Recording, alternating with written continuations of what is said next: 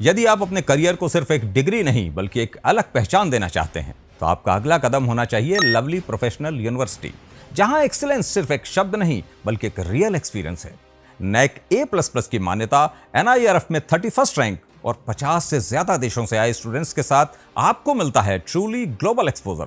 तो अब मौका है LPU नेस्ट के जरिए एडमिशन लेने का, जहां आपको मिल सकती है 60 से 70% तक की स्कॉलरशिप और कुछ केसेस में 100% तक की भी, यानी कम फीस में world class education.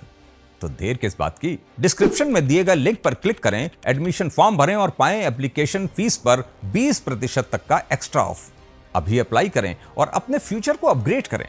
Lovely professional university, यहीं से शुरू होगा आपका सक्सेसफुल टुमारो।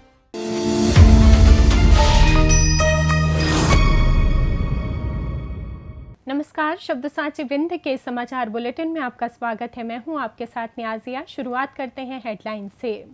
रीवा कलेक्टर पदभार संभालते ही बस से पहुंचे डभौरा, सुनी ग्रामीणों की समस्याएं। रीवा में गेहूं की कटाई करने गए किसान का बावली में मिला शव, परिजनों में मचा कोहराम। SDMH रीवा में नशेड़ी पुलिसकर्मियों का तांडव, डस्टबिन में की पेशाब। रीवा के पार्कों में सुरक्षा और पेयजल संकट को लेकर युवाओं ने SDM को सौंपा ज्ञापन। रीवा कलेक्ट्रेट परिसर में बाबा साहेब की प्रतिमा की हुई साफ सफाई। रीवा में आयोजित बघेली महोत्सव में सांसद ने कहा, शब्दों को बचाना जरूरी। रीवा के ऐतला गांव की बेटी सोनल पटेल बनी डॉक्टर, MBBS की डिग्री हासिल कर बढ़ाया क्षेत्र का मान। सतना में पुस्तक मेले का आयोजन, दी जा रही 20% तक की छूट। सतना के निजी अस्पताल पर इलाज में बड़ी लापरवाही का आरोप, मरीज की मौत। मैहर में नारी शक्ति वंदन पखवाड़ा का हुआ भव्य आगाज। मैहर में खंभे से टकराई बाइक, 21 वर्षीय युवक की मौत, साथी घायल। सीधी में संस्कारी चोर ने मंदिर में चोरी से पहले लिया आशीर्वाद। सिंगरौली में अवैध शराब सप्लाई कर रहे कर्मचारियों को ग्रामीणों ने पकड़ा। सिंगरौली में चलती बाइक में लगी आग, पुलिस ने बुझाई लपटें। और MP के कई जिलों में भीषण लू चलने की चेतावनी। अब खबरें विस्तार से।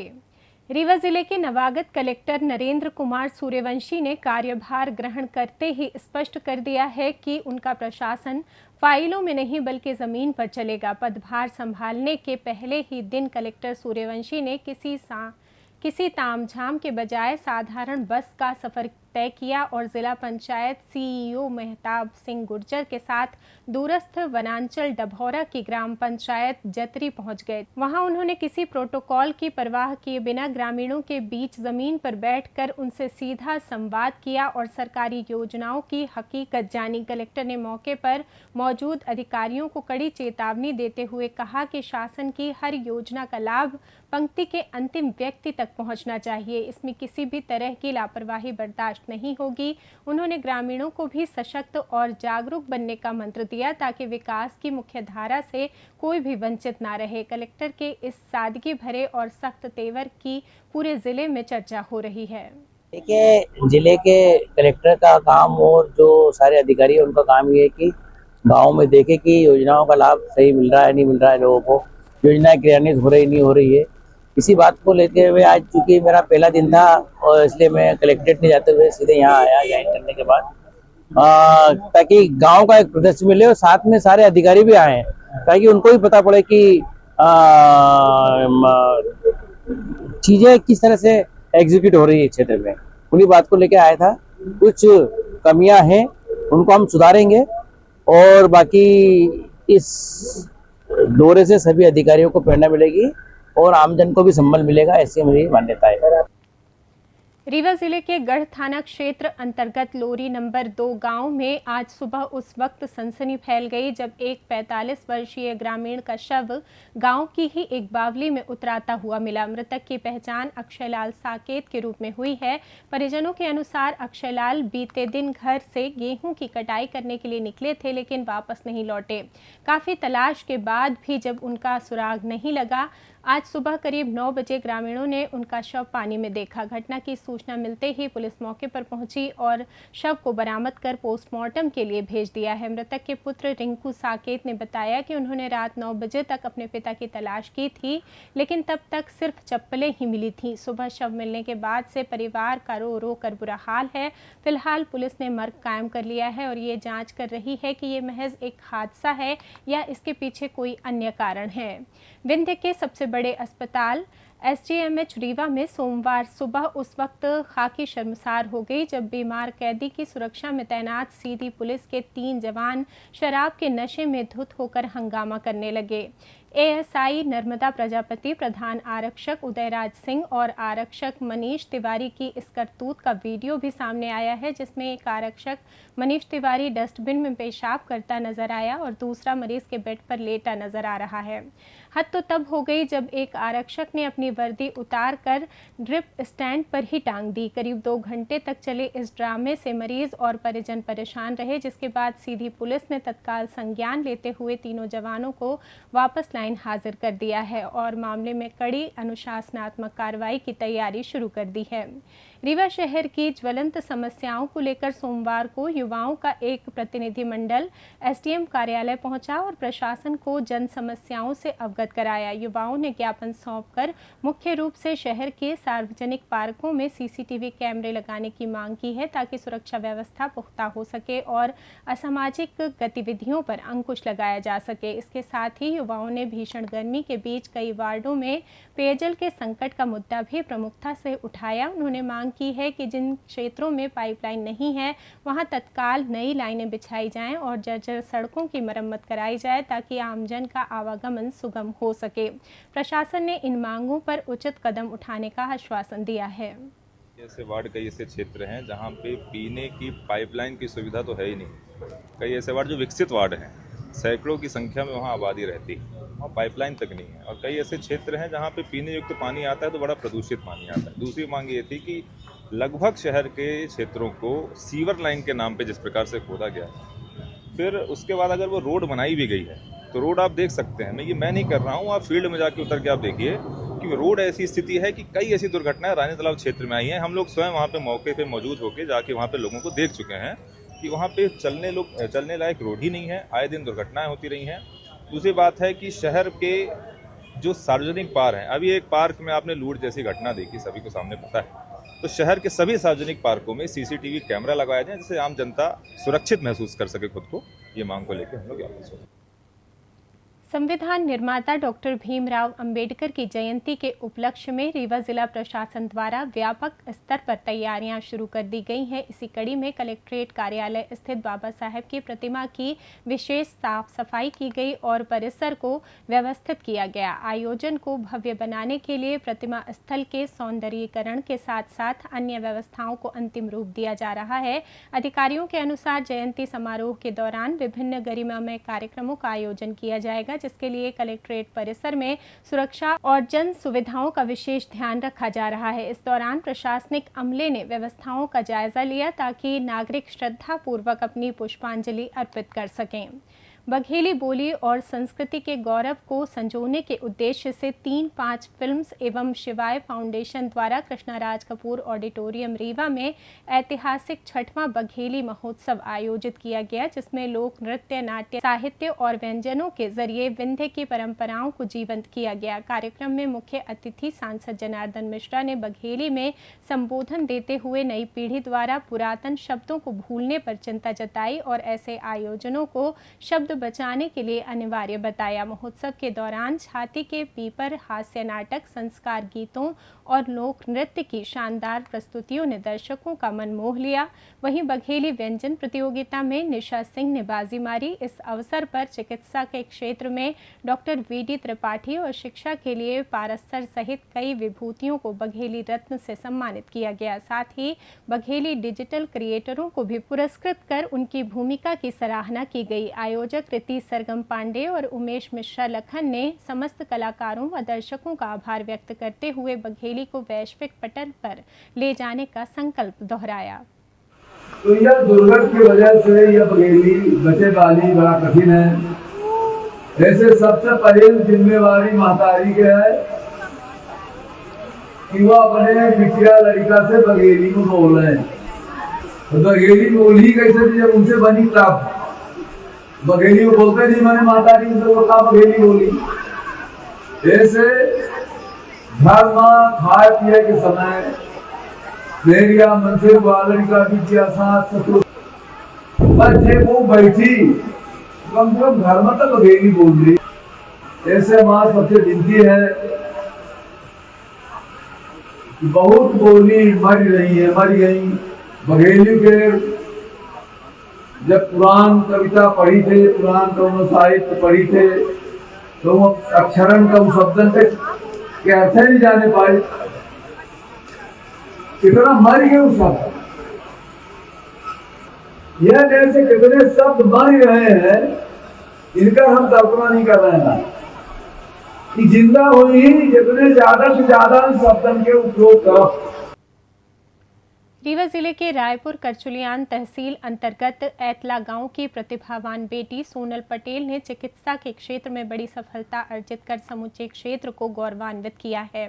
सुरेश पटेल की सुपुत्री सोनल ने विदिशा स्थित Atal Bihari Vajpayee government medical college से अपनी MBBS की पढ़ाई पूरी कर डॉक्टर की उपाधि प्राप्त की है। अपनी इस गौरवशाली उपलब्धि का श्रेय उन्होंने अपने माता पिता के मार्गदर्शन और निरंतर कठिन परिश्रम को दिया है। डॉक्टर सोनल का संकल्प है कि वे भविष्य में समाज के पिछड़े और ज़रूरतमंद वर्गों की निस्वार्थ सेवा करेंगी। उनकी इस सफलता से न केवल परिवार बल्कि पूरे गांव में हर्ष का माहौल है, जिसे लेकर शुभचिंतकों और परिजनों ने उन्हें बधाई देते हुए उज्जवल भविष्य की मंगल कामना की है। सतना जिला प्रशासन की पहल पर सोमवार से शासकीय वेंकट क्रमांक 2 परिसर में 3 दिवसीय जिला स्तरीय पुस्तक एवं गणवेश मेले का भव्य शुभारंभ हुआ, जिसका उद्घाटन सोहावल BEO आयुषी अग्रवाल ने किया। 15 अप्रैल तक चलने वाले इस मेले का मुख्य उद्देश्य अभिभावकों को एक ही छत के नीचे सस्ती दरों पर कॉपियां, किताबें, यूनिफॉर्म और स्कूल बैग उपलब्ध कराना है, जहां बाजार की तुलना में 15 से 20% तक की विशेष छूट दी जा रही है। मेले में स्वास्थ्य जागरूकता को जोड़ते हुए एक अनूठी पहल भी की गई है, जिसके तहत HPV टीकाकरण कराने वाली बालिकाओं को खरीदारी पर अतिरिक्त ऑफर प्रदान किए जा रहे हैं। जिला प्रशासन ने इस अवसर का अधिक से अधिक लाभ उठाने की अपील की है। सतना के मुख्तियारगंज निजी अस्पताल में इलाज के दौरान चिकित्सकों की कथित लापरवाही के चलते पन्ना निवासी युवक रवि रजक की मौत का गंभीर मामला सामने आया है। परिजनों का आरोप है कि 4 अप्रैल को पथरी और किडनी इन्फेक्शन के ऑपरेशन के दौरान डॉक्टर पुष्पेंद्र सिंह और उनकी टीम ने एक किडनी निकालने के साथ ही स्वस्थ किडनी की नस काट दी और खून रोकने के लिए उस पर धागा बांध दिया, जिससे किडनी पूरी तरह सूख गई। हालत बिगड़ने पर जब मरीज को रीवा के सुपर स्पेशलिटी अस्पताल रेफर किया गया, तब वहां के चिकित्सकों ने जांच में इस जानलेवा चूक का खुलासा किया और इमरजेंसी ऑपरेशन कर दूसरी किडनी भी निकालनी पड़ी, लेकिन मरीज को बचाया नहीं जा सका। इस घटना से आक्रोशित परिजनों ने जिला प्रशासन और स्वास्थ्य विभाग से दोषी डॉक्टरों व अस्पताल प्रबंधन के खिलाफ सख्त कार्रवाई और FIR दर्ज करने की मांग की है। मैहर जिले में महिला सशक्तिकरण को नई ऊंचाई देने के उद्देश्य से जिला प्रशासन और महिला एवं बाल विकास विभाग के संयुक्त तत्वावधान में सोमवार को नारी शक्ति वंदन पखवाड़ा का शुभारंभ किया गया। एकलव्य आवासीय विद्यालय के ऑडिटोरियम में आयोजित इस समारोह की शुरुआत मां शारदा देवी के चित्र के समक्ष दीप प्रज्वलन के साथ हुई, जिसके बाद उपस्थित जनसमूह ने प्रधानमंत्री नरेंद्र मोदी के उद्बोधन का सीधा प्रसारण सुना। 25 अप्रैल तक चलने वाले इस पखवाड़े के दौरान जिले भर में महिलाओं को जागरूक करने के लिए विभिन्न गतिविधियां आयोजित की जाएंगी। उद्घाटन समारोह में क्षेत्रीय विधायक श्रीकांत चतुर्वेदी, कलेक्टर विदिशा मुखर्जी, जिला पंचायत अध्यक्ष राम खिलावन कोल, नगर पालिका अध्यक्ष गीता संतोष सोनी और SDM दिव्या पटेल सहित विभाग के वरिष्ठ अधिकारी मौजूद रहे। वहीं विद्यालय के छात्र छात्राओं ने मनमोहक सांस्कृतिक प्रस्तुतियां देकर कार्यक्रम में उत्साह भर दिया।